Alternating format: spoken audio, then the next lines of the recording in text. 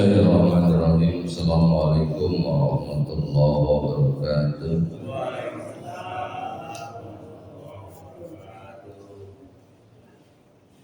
Alhamdulillah, alhamdulillahi tatimmus salihah. Asyhadu an la ilaha illallah wa la syarika lah. Wa asyhadu anna Muhammadan abduhu wa rasuluh. Allahumma salli ala sayyidina Muhammad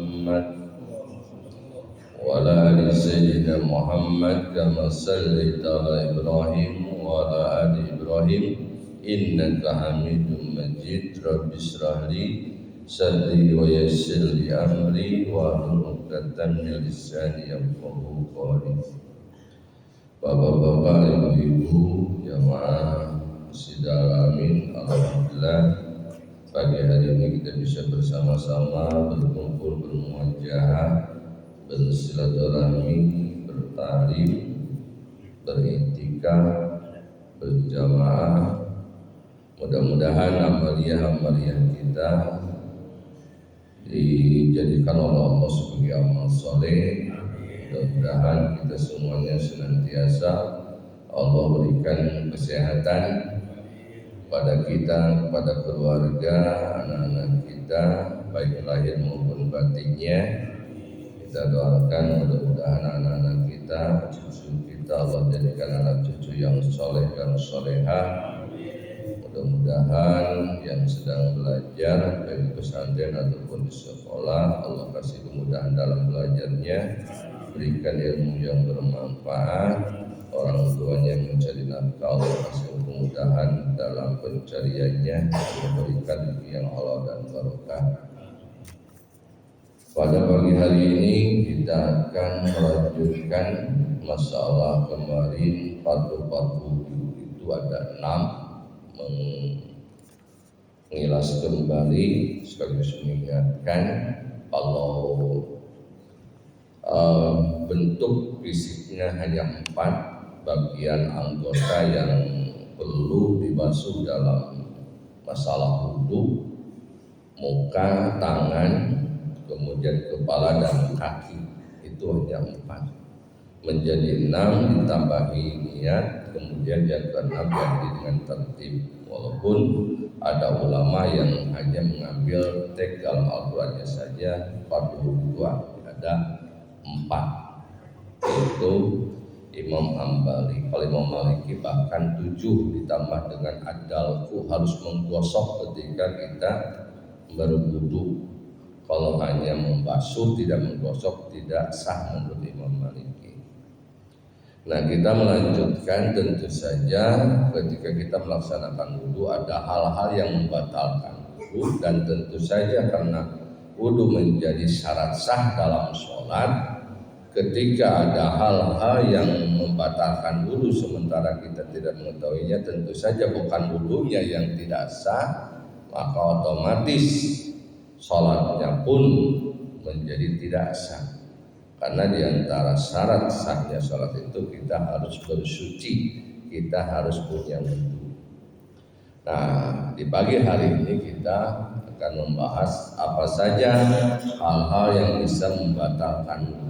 Seperti biasa kita mengkaji dari sebuah kitab yang disebut dengan kitab Fathul Qarib karangan Imam Abu Suja. Mudah-mudahan Allah berikan ampunan dan terima segala amal baiknya bagi pengarang kitab ini sehingga ilmunya kita bisa dapatkan. Amin ya Allah ya Rabbal Alamin. Faslun fi nawaqidil wudu'i al-musammat wa aidan bi asbabil hadas. Pasal ini atau bab ini menjelaskan perkara-perkara yang membatalkan wudu atau yang disebut dengan sebab-sebab hadas. Walladhi yunqidu ayatul wudu'a khamsatu asya'a. Hal-hal yang membatalkan wudu itu ada 5. Nah, ini garis bawahi oleh kita, ada 5 hal yang bisa membatalkan wudu. Salah satunya adalah ma kharaja min ahadis sabilain, Salah satunya yang pertama yaitu adalah sesuatu yang keluar dari dua lubang, baik lubang depan ataupun lubang belakang, yang disebut dengan kubul atau dubur.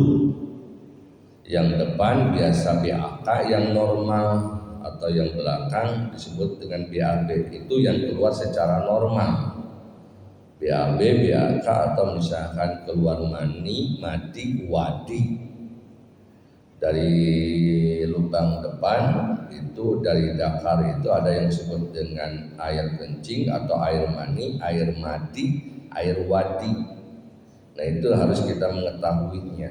Beda antara warna dengan itunya juga kekentalan antara mani, wadi, dan madi. Itu. Nah itu secara normal. Itu yang biasa memang keluar dari seorang anak manusia. Maka ketika keluar hal itu dari kubul atau dubur, maka wudhunya batal. Air al-kubul wad duburi min mutawaddi. Tentu yang keluarnya dari orang yang punya wudhu, karena ini yang berhubungan dengan pembatalan wudhu. Dan yang wudhunya itu adalah hayyin, orang hidup, wadihin yang jelas jenis kelaminnya, bukan unsa. Kanal khariju qabolin wa qaidin, baik yang keluar itu secara normal berupa dengan baul atau goid, yakni BAB atau BAK.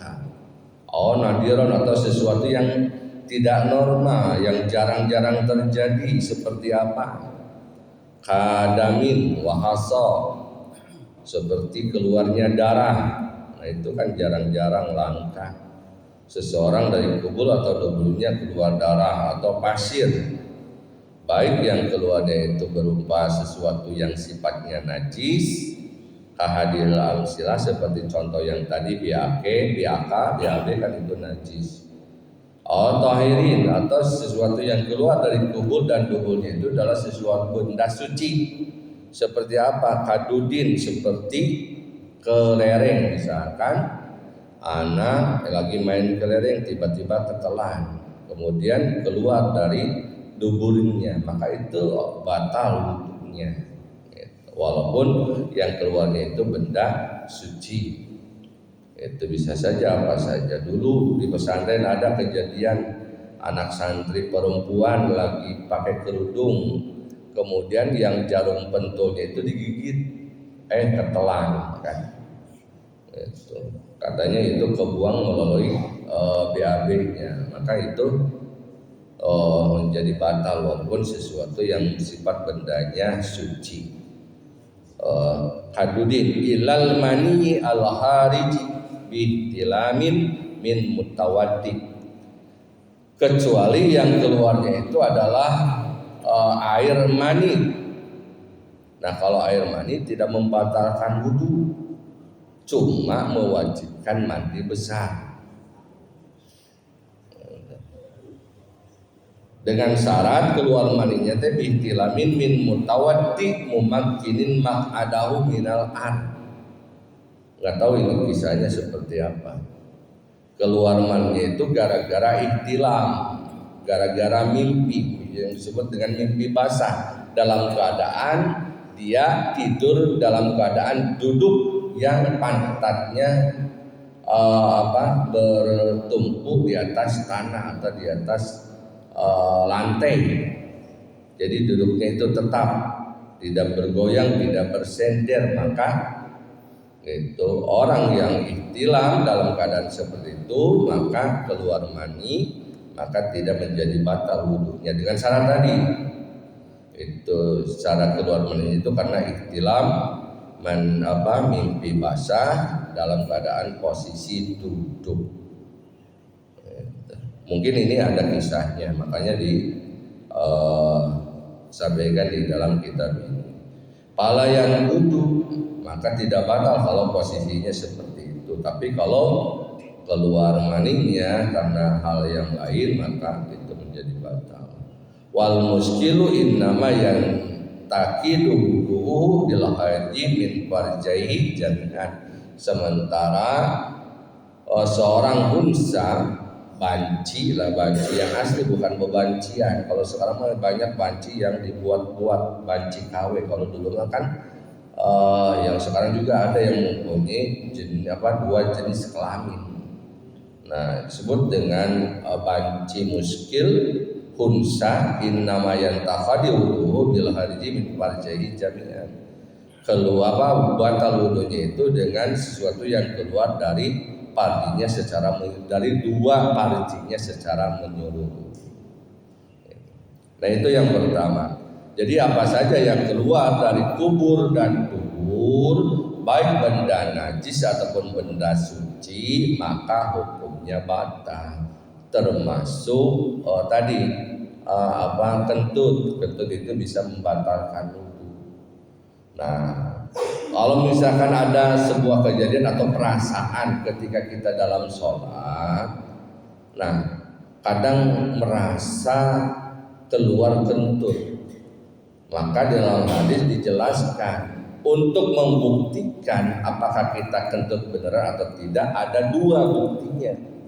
Kalau tidak ada dua bukti ini, maka tidak termasuk kentut. Mungkin kita merasa ragu-ragu untuk perasaan kentut ini. Buktikan dengan dua hal. Yang pertama, ada suaranya enggak. Yang kedua, mungkin enggak ada suaranya tapi baunya terasa. Oh, berarti itu benar. Kalau enggak ada dua hal itu, enggak ada bau, enggak ada suara, berarti itu mah was-was atau keraguan. Lanjutkan saja sholatnya.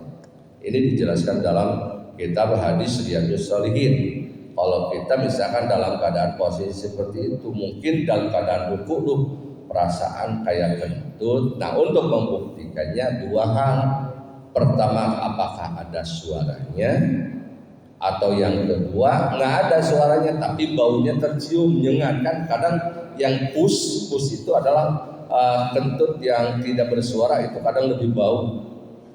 Harumnya gitu, harumnya lebih bau daripada yang suaranya kencang. Kadang yang suaranya kencang tidak bau. Nah, itu maaf ya, ini menyampaikan hal ini karena memang ini adalah perlu. Kadang kita justru merasa ragu kan. Kemudian yang kedua, wasani an-naum ala ghairi hayatil al-mutamakkin. Hal yang membatalkan wudu itu adalah tidur dalam keadaan ala ghairi hayatil al-mutamakkin, dalam keadaan ya tidur normal lah, biasa berbaring. Kalau tidur makan identiknya begitu. Tetapi ada orang yang tidur dalam keadaan duduk, seperti lagi ngaji kan kita, atau lagi sholat Jumat, lagi duduk kan, kita tertidur, apakah batal atau tidak? Nah, asal tidak bersender, duduk misalkan duduknya tegak, duduknya tegak, kemudian kita tertidur, maka hal itu tidak membatalkan wudu. Kenapa? Karena ini ada kisahnya pada waktu masa Rasulullah, para sahabat menunggu waktu sholat Isya sampai lama. Sampai katanya para sahabat saking lamanya dia sampai ketiduran. Bahkan kata Sayyidina Anas, saya mendengar ada di antara mereka yang mendengkur, katanya saking pulasnya. Dan ketika datang Rasulullah untuk melaksanakan sholat Isya, mereka tidak berwudu kembali, langsung pada sholat. Nah, ini menunjukkan bahwa ini hilafiah. Menurut Imam Syafi'i tidak batal kalau posisi duduknya seperti itu. Posisi duduknya tidak bersender, kemudian posisinya duduknya tegak, karena dimungkinkan kan pantat tertahan, tidak dimungkinkan keluar angin kan, keluar kentut gitu. Walaupun misalkan menurut pendapat lain, yang penting yang namanya tidur, baik dalam keadaan duduk ataupun dalam keadaan terlentang, itu tetap membatalkan. Ini pendapat Imam Syafi'i, dalam keadaan duduk tidak membatalkan. Asal duduknya tegak, mutamakin, yang tegak gitu. Seperti lagi sholat Jumatan itu sudah umum kan banyak gitu. itu yang orang dalam keadaan duduk pada tertidur, bahkan sampai pulas, bahkan sampai mendengkur. Namun ada ikhtiarnya. Kalau misalkan kita tidurnya kepulasan, akan ada dua pendapat, ada yang membatalkan, ada yang tidak. Nah kalau kita misalnya ragu-ragu, ikhtiarnya ya sudahlah, kita tinggal wudhu lagi untuk kehati-hatiannya. Kemudian wa fi badin nusi al-madani ziyadatu min al-adi bi maq'adihi wal adu laysat bi qaidin wa haraja bil mumattima law nama qaidan ghairu mutamakin aw nama qaiman aw ala qabahu aw muttaqian. Nah, di sini yang bukan masalah tertutup pantatnya dalam keadaan berdiri atau dalam keadaan misalkan malau nama qaidan ghair mutamakin aw nama qaiman aw ala qabahu, walaupun misalkan berdiri atau misalkan terlentang tapi pantatnya tertutup, tetap itu membatalkan wudu karena tadi syaratnya dalam keadaan duduk saja, yaitu dadang dengan duduk yang tegak. Nah itu hadis dalilnya tadi kisah para sahabat. Kemudian yang ketiga adalah jawalul akli, hilangnya akal walaupun sebentar. Al-ghalabati alaihi bisakarin aw maradin, baik hilangnya akal itu karena mabuk, orang mabuk kan hilang akal, makanya latak rebus salat wa antum sukhara, kamu jangan salat dalam keadaan kamu mabuk kan. Maradin atau misalkan dalam keadaan sakit, junin karena gila, igma atau ayan epilepsi. Nah, orang penyakit epilepsi itu bisa membatalkan wudu dari karena hilangnya akal tadi, baik karena sakit atau karena mabuk. Sakitnya itu karena junun, gila, atau misalkan karena punya penyakit epilepsi atau ayan. Itu yang ketiga.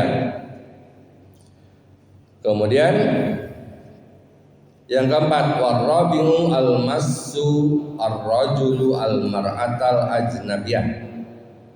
Nah, lamsur rajuli al-mar'ata al-ajnabiyah, bersentuhan kulit laki-laki dan wanita yang sudah dewasa. Maksudnya bersentuhan dengan ghair mahram, dengan orang lain, bukan muhrim, tapi mahram. Yang tepat itu mahram, bukan muhrim. Kalau muhrim itu adalah orang yang melakukan ihram. Kalau mahram adalah orang yang haram ditikahi, sudah dewasa, bersentuhan kulit baik ada syahwat ataupun tidak, tetap batal menurut Imam Syafi'i. Menurut Imam Maliki batal wudunya kalau ada syahwat saja, kalau tidak ada syahwat tidak batal. Menurut Imam Hanafi secara mutlak bersentuhan kulit laki-laki dan wanita tidak batal.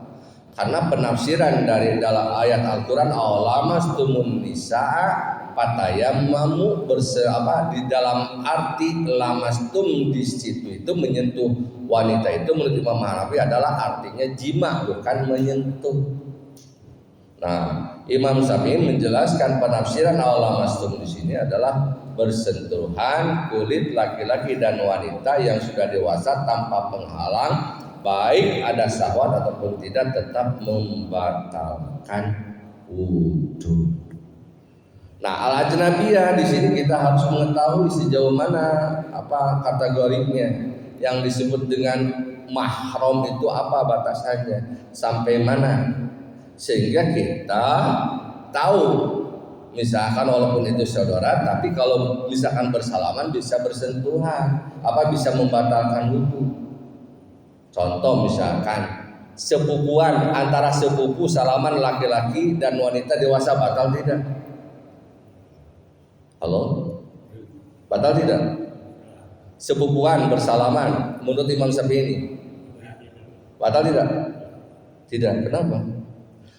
Atau misalkan pertanyaannya begini, sepupuan itu mahram atau ghair mahram? Yang haram ditikah atau halal ditikah? Halo? Haram atau halal? Halal. Antara sepupuan, antara anak adik atau anak sama anak kakak boleh menikah. Cuma kata Imam Syafi'i makruh, sebaiknya dihindari menikah antara kerabat dekat. Kenapa? Karena tidak baik untuk keturunan. Menurut Imam Syafi'i. Coba siapa contohnya yang paling diantara sahabat atau pada masa Rasul orang yang nikah? Sayyidina Ali dengan Siti Fatimah. Jadi sepupuan itu mantu dan mertua. Mertuanya Rasulullah, mantunya adalah sepupu sendiri Sayyidina Ali kan. Nah, hadis dalilnya apa? Saya jelaskan. Ada dalilnya dalam surat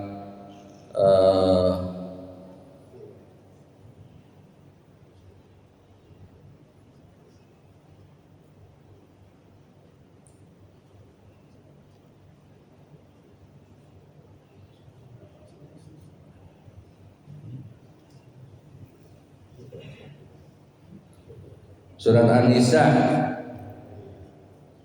dijelaskan bahwa qurimat alaikum ummahatukum wa banatukum nih yang haram dinikah. Saya sebutkan satu persatu supaya tidak gagal paham ya. Pertama, ibumu jelas itu mah. Seorang anak haram menikahi ibunya. Ayat 23. Ayat 23. Ibu-ibumu, anak haram menikahi ibu. Yang kedua, anak-anakmu yang perempuan, bapak tidak boleh menikahi anak perempuannya. Yang ketiga, saudara-saudaramu yang perempuan, jadi saudari kandung. Yang keempat, saudara-saudara ayahmu yang perempuan. Siapa? Saudara-saudara ayahmu yang perempuan, bibi, tidak boleh menikahi bibi. Saudara-saudara ibumu yang perempuan, nah bibi dari ibu. Anak-anak perempuan dari saudara-saudaramu, siapa? Anak-anak perempuan dari saudara-saudaramu berarti keponakan, baik keponakan dari laki-laki ataupun dari saudara perempuan. Anak akibat dari perzinahan termasuk mahram. Jadi kalau misalkan ada seorang yang berhubungan di luar nikah, maka anaknya itu menjadi mahram. Itu. Anak akibat dari perzinahan termasuk mahram dengan berdalil ada keumuman firman Allah. Anak-anakmu yang perempuan, jelas itu, cuma tidak menggugurkan kewalian. Itu. Walaupun misalkan anak-anak anak hasil zina, tetap itu mahram. Tapi dirinya terputus masalah wali dan waris. Kalau anak, nah tidak ada kan sepupu di sini. Misalkan antara sepupu tidak boleh nikah, tidak ada, berarti hanya ini saja yang termasuk mahram yang haram dinikah. Berarti yang mahram itu paling jauh sampai bibi, baik bibi dari ibu ataupun bibi dari bapak. Berarti masuk ke bawahnya adalah sepupu. Nah, antara sepupu boleh hukumnya menikah. Cuma sekali lagi kata Imam Syafi'i lebih baik dihindari karena katanya kurang baik masalah keturunan. Nah itu mahram ya. Nah yang berhubungan dengan masalah membatalkan wudu berarti kalau misalkan bersentuhan dengan bibi atau dengan paman itu tidak membatalkan. Tapi kalau antara sepupu misalkan tiba-tiba salaman, ini mas saudara ini, nah itu tetap membatalkan karena itu termasuk ghair mahram. Ada mahram, ada ghair mahram atau ajnabi lah. Ajnabi itu adalah orang lain. Mahram itu adalah saudara dekat. Yang haram dinikah. Kalau ajnabi itu adalah orang yang halal untuk dinikah. Itu istilahnya dalam fikih. Ada mahram, ada ajnabi. Kalau mahram itu adalah orang yang haram dinikah. Kalau ajnabi adalah orang yang halal dinikah. Nah itu sepupu itu termasuk ajnabi, orang yang halal dinikahi. Gitu.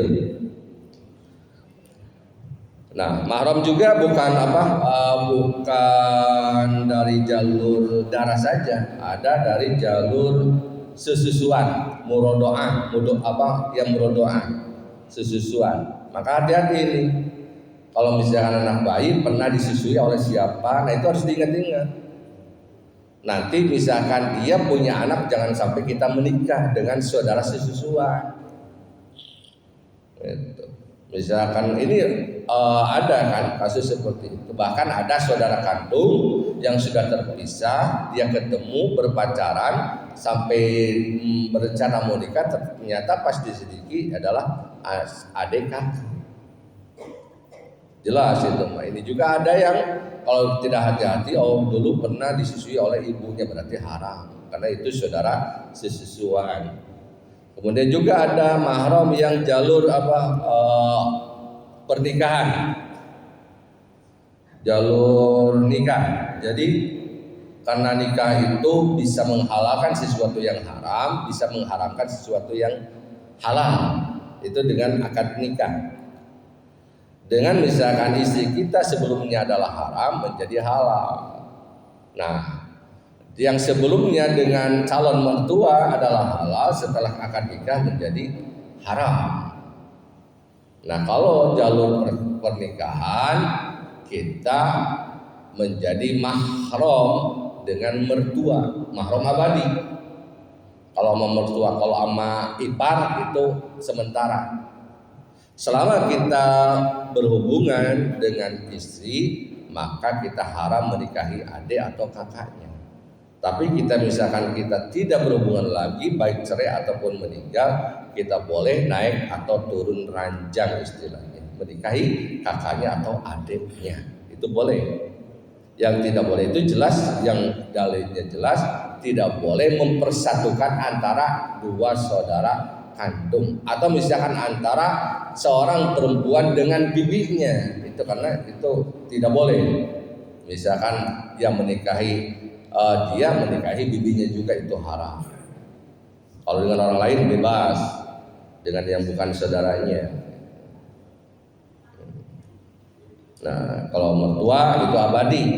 Selama misalkan kita walaupun belum duhul, kita menikahi seseorang anak, walaupun belum duhul, belum jima, maka jelas mertua itu tetap haram.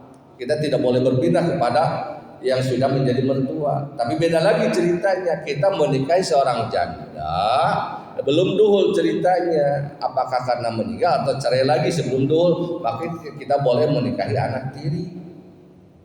Asal syaratnya belum duhul, belum jima, belum berhubungan. Tapi kalau misalnya kita menikahi anaknya walaupun belum duhul, tidak boleh menikahi emaknya juga. Karena otomatis setelah akad jadi mahram. Itu setelah pas akad, kalau anak ke orang tua itu pas akad mahram. Tapi ketika menikahi seorang janda sampai duhul, nah baru mahram kepada anaknya. Jadi anak tiri. Nah gitu. Nah, lamsur rajuli al-marati al-ajnabiyah, kembali lagi kepada materi membatalkan berarti bersentuhan kulit laki-laki dan perempuan yang sudah dewasa, yang ajnabi, maksudnya yang halal dinikah. Ghairul mahram, yakni yang bukan mahram. Walau maitatan, walaupun orang itu adalah orang yang sudah meninggal. Itu misalkan kita ada orang yang meninggal, kita punya wudu, kita menyentuh kulitnya batal. Bukan yang meninggalnya yang batal, karena orang yang meninggal nggak kena hukum. Karena saya pernah mendengar katanya, awas seorang suami jangan mencium istrinya setelah dimandikan atau setelah diwudukan, karena nanti batal wudu, nggak kena hukum orang yang sudah meninggal itu. Kebalik, orang yang hidup itu yang batal ketika bersentuhan dengan seorang wanita ajnabi walaupun dia sudah meninggal. Maksudnya bukan yang meninggal ya, yang batal wudunya, nggak ada hukum. Ya jelas harus wudu lagi orang yang hidupnya. Yang sudah meninggal nggak usah diwuduin lagi, nggak kena hukum tadi kan. Orang-orang yang sudah nggak kena hukum, misalkan dia udah diwuduin, misalkan ada tiba-tiba ajnabi, dia misalkan menyentuh atau misalkan mengusap, nggak jadi batal, nggak usah diwuduin lagi, nggak kena hukum. Kan dalam hukum hukum negara juga orang yang meninggal udah gugur kan, walaupun misalkan dia harus dihukum 20 tahun gugur kan. Nah dalam hukum Islam juga gitu, orang yang mati itu nggak kena hukum. Jadi ngangkat jenazah terus disolatin kita lagi. Ya kita yang kalau bersentuhan, kalau menyentuh orang yang meninggal, kulitnya langsung tanpa penghalang. Misalkan kita mengusap ke mukanya, batal. Walaupun tidak ada syahwat, walau maitatan, walaupun sudah meninggal. Nah, ada juga yang kejadian lucu ini. Jadi tadi yang membatalkan wudhu itu, walaupun misalkan wudhunya beberapa kali, misalkan 2 atau 3 kali, tetap batal dengan satu sentuhan, dengan sesuatu yang membatalkan wudhu, tetap semuanya jadi batal. Kenapa? Karena ini ada kejadian.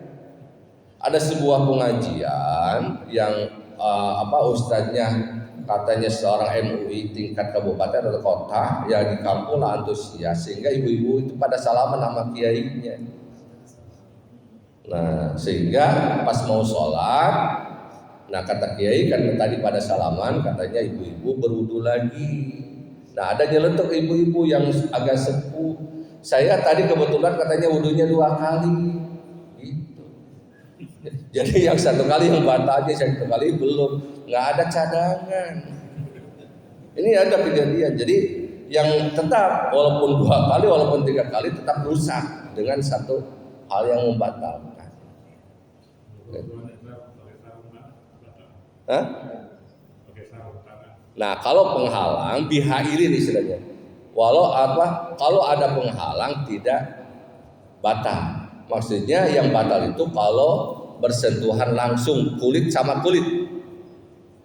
Karena dalam dalil yang sama itu beda tafsiran. Nah, kenapa kata Imam Syafi'i bersentuhan antara laki-laki dan perempuan yang sudah dewasa membatalkan? Itu dalilnya ketika dengan satu dalil Rasulullah ketika tahajud menggeserkan kaki Siti Aisyah kan.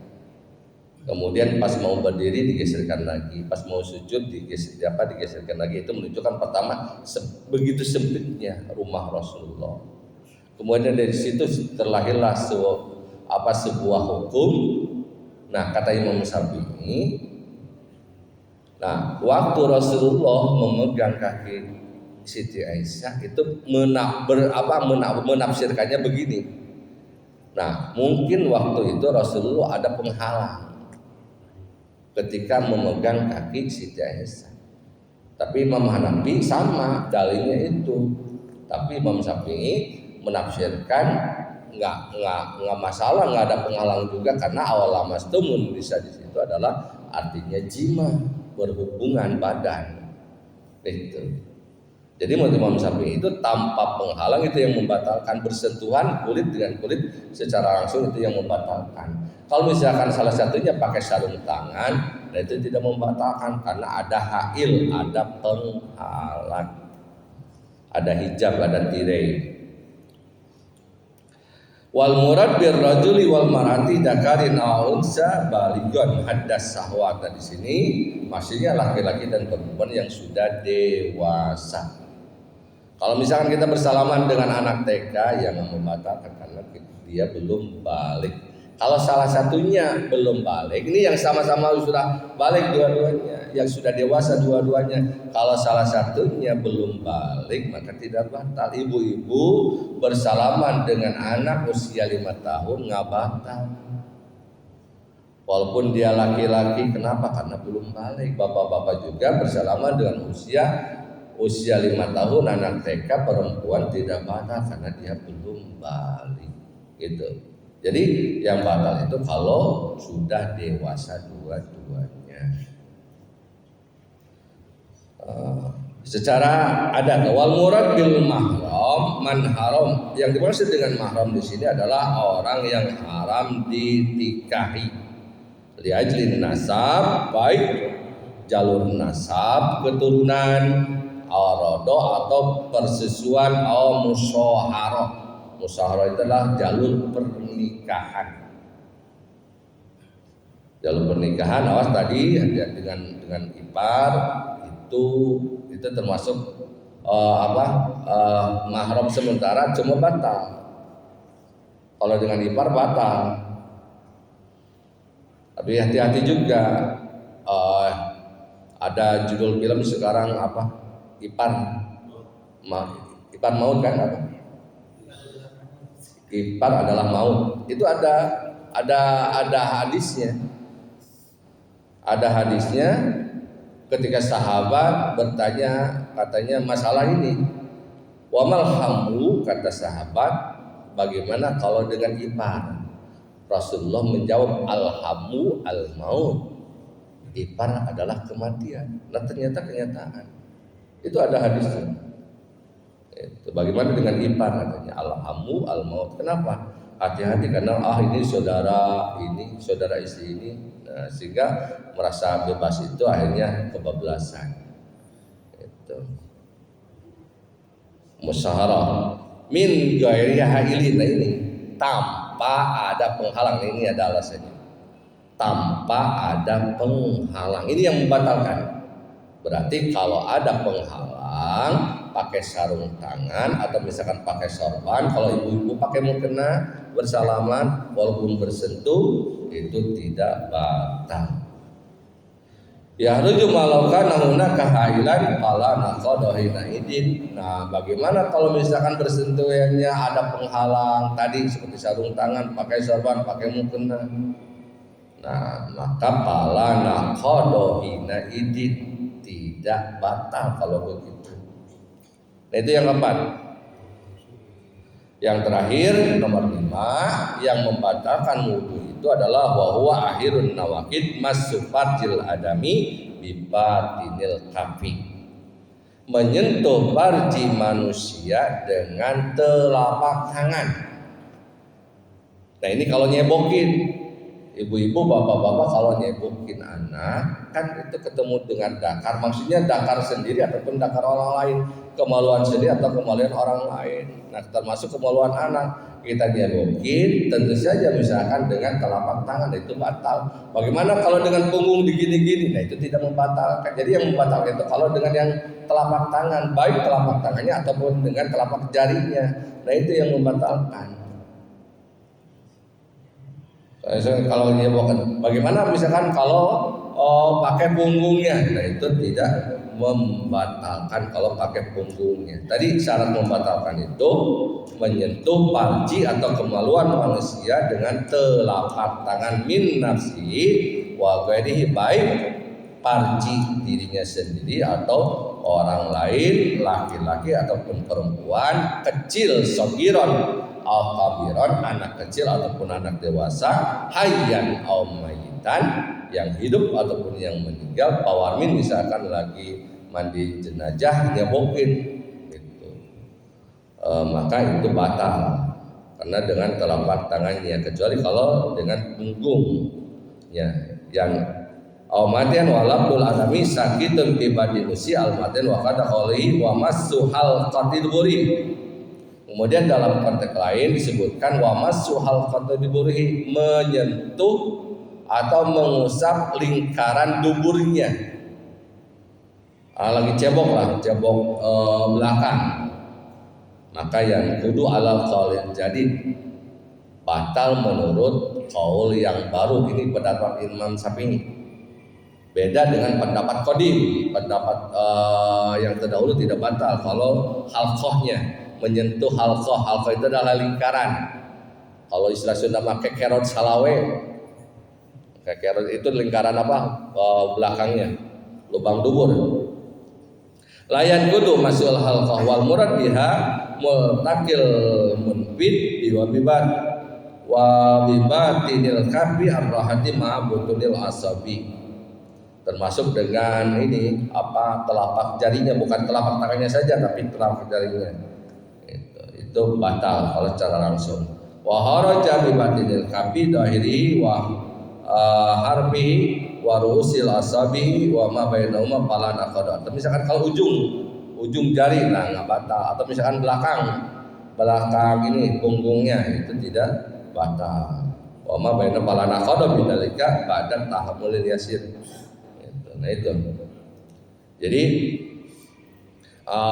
dalam reaksi lain ada yang membatalkan wudu itu ada 4. Jadi ini menyentuh parji tidak termasuk, tapi di sini Imam Syafi'i memasukkan menyentuh parji orang baik diri sendiri ataupun orang lain itu membatalkan wudu. Nah ini gambarannya kalau kita lagi nyebokin anak atau misalnya kita lagi cebok sendiri, maka kalau ketika jelaskan kalau kita dengan BAK dengan BAB-nya sendiri itu menjadi batal kan. Ini kalau ceritanya kita lagi punya wudhu karena ini berhubungan dengan pembatal wudhu. Kalau kita lagi wudhu, misalkan anak tiba-tiba misalkan BAB. Nah, bagaimana supaya tidak batal wudhunya? Maka tidak menggunakan telapak tangan, gunakan punggung boleh kalau bisa. Nah, itu tidak membatalkan digosok atau misalkan dengan ini, dengan ngepal. Nah, sarung tangan nggak apa-apa, yang penting dengan itu gitu. Karena tadi juga kan yang penting ininya telapak tangannya. Kalau pakai sarung tangan itu menjadi seperti tadi langsung kan bihailin gitu. Kalau bihailin membatalkan, kalau bihailin kalau dengan ada penghalang itu tidak membatalkan. Nah itu titik mahal yang bisa membatalkan wudu. Yang pertama tadi ada yang keluar dari 2 lubang, baik bendanya benda suci ataupun benda najis, baik sesuatu yang biasa atau sesuatu yang luar biasa seperti kelereng atau apa saja itu membatalkan. Yang kedua tidur, hati-hati tidur itu bisa membatalkan wudu kecuali tidur dalam keadaan posisi duduk. Kalau Jumatan jangan bersender, kalau ngaji mah tidak membatalkan kan. Cuma kalau lagi Jumatan karena mau sholat itu jangan sampai kita duduk bersender. Kalau bersender tidur udah wallahu alam itu harus wudu lagi.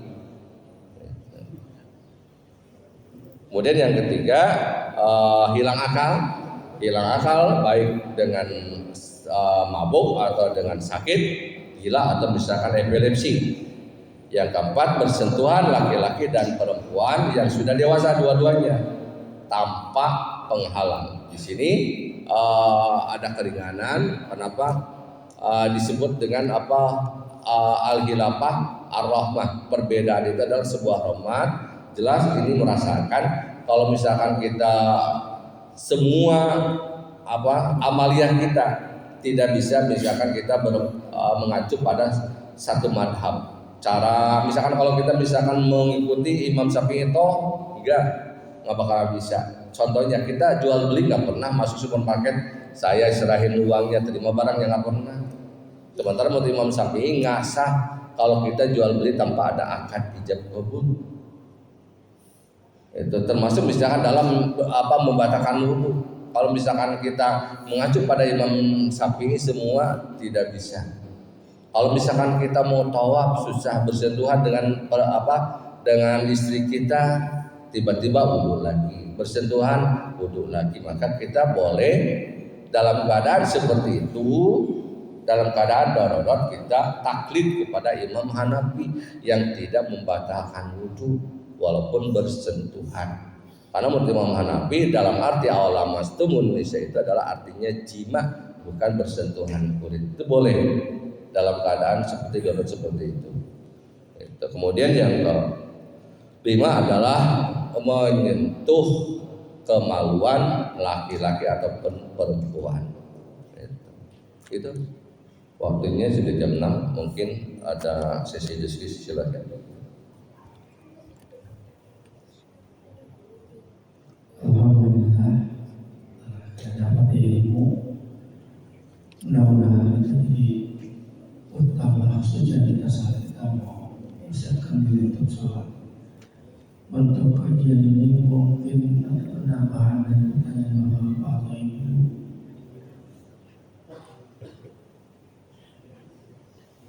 Sudah paham? Kalau tidak alhamdulillah berarti sudah paham.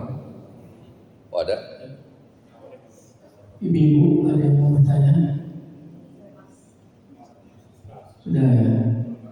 Lalu Bapak juga ya semuanya? Pasti. Ya. Tadi kan apakah bisa daerah umum ya kan? Ya. Batal. Hmm. Tapi kalau samping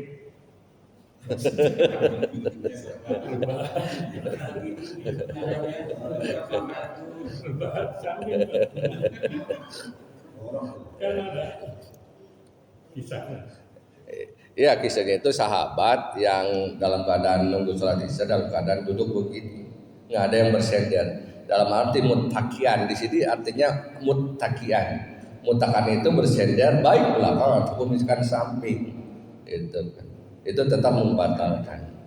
Karena siapa tahu kan kita nggak tahu kan lagi bersender begini tiba-tiba ngangkat kan, tahu-tahu kentut kan gitu. Walaupun tadi kan kehati-hatian tetap dalam keadaan misalkan walaupun misalkan tadi kata Sayyidina Anas dalam keadaan tidur sampai ada orang mendengur mereka langsung sholat gitu. Tapi untuk kehati-hatiannya daripada kita ragu ya wudhu lagi gitu. Yang penting lagi sholat Jumatan kita tidak bersender gitu. Kalau mau duduk ya duduk dalam keadaan begini walaupun kita dalam keadaan ngantuk. Insya Allah itu tidak membatalkan.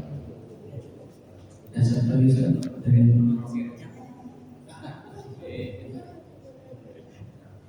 mau nanya, ini saya pernah dengar wanita karir yang di kantor itu ketika dia dibayikan dia menyimpan asinya di botol bekas. Saya dengar itu ada yang donor asi. Nah, apakah kita masuk ke saudara prosesual? Ya, dari Oki bertanya ada kisah tuh Rasulullah ketika mau sholat bersalaman ya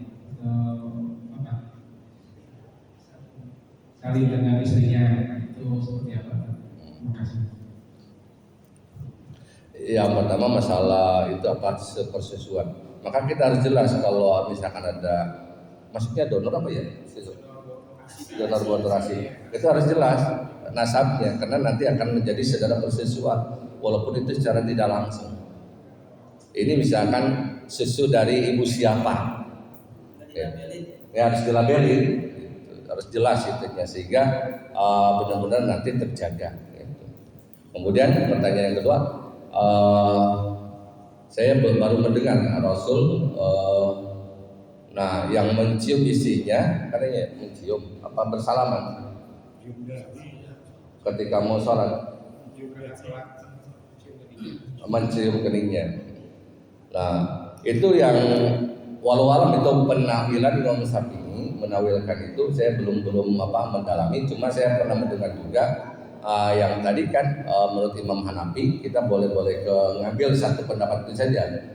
Itu mengambil pendapat Imam Hanafi bahwa awalamas tumun nisa itu tidak membatalkan wudu bersentuhan biasa termasuk tadi kisah Rasulullah mencium istri itu karena itu dalam arti Imam Hanafi itu menafsirkan lamas itu adalah jima. Cuma saya belum mendalami ketika Rasulullah mencium istrinya itu adalah penafsiran Imam Syafi'i saya belum mendalami karena Imam Syafi'i itu menafsirkan baik dengan syahwat ataupun tidak tetap membatalkan. Cuma kita mengambil yang itu saja dari kisah itu kita mengambil pendapat Imam Hanafi itu tidak membatalkan karena dalam ayat Allah masuk Indonesia itu artinya adalah jima mungkin itu. Ini orang yang pakai minyak perempuan untuk tidur sendirian. Oh yang ditahan sorban. Iya yang dulu begini. Oh jelas. Jadi kainnya diikat sampai. Oh ininya begini. Iya.